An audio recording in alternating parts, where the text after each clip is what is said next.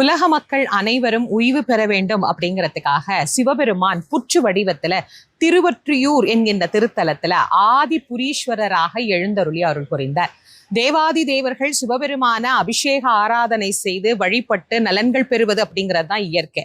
புற்று வடிவத்துல சுவாமி வந்துட்டதுனால அபிஷேக ஆராதனை அவங்களால செய்ய முடியல.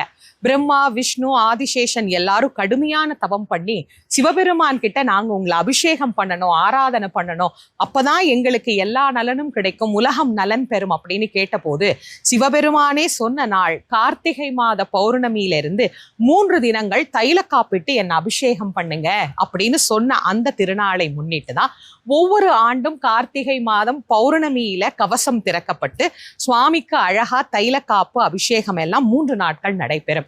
இதை பார்ப்பதே வாழ்க்கையில மிகப்பெரிய பேரு அப்படின்னு தான் பெரியவங்க நமக்கு சொல்லியிருக்கிறாங்க. அதன்படி இந்த ஆண்டு 4/12/2000